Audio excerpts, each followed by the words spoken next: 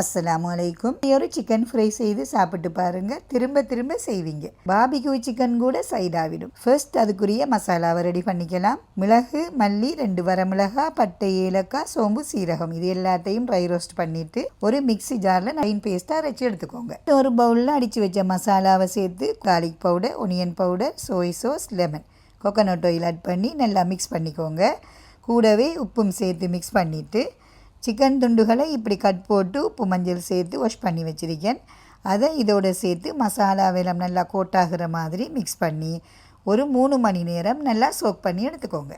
ஒரு பேனில் coconut oil add பண்ணி சிக்கன் துண்டுகளை சேர்த்து நல்லா ஒரு சைடு முருகி வந்ததும் அடுத்த சைடும் திருப்பி போட்டு நல்லா ஃப்ரை பண்ணி எடுத்தா நம்மளோட டேஸ்டியான மசாலா சிக்கன் ரெடிக்கு. கண்டிப்பாக கோகோனட் ஆயில் சேர்த்துக்கோங்க, அப்போ தான் வாசம் நல்லா இருக்கும். செய்த உடனே தட்டு காலி ஆகிடும். கண்டிப்பாக நீங்களும் ட்ரை பண்ணி பாருங்கள். அப்படியே நம்ம சேனலை மறக்காமல் ஃபாலோ பண்ணுங்க.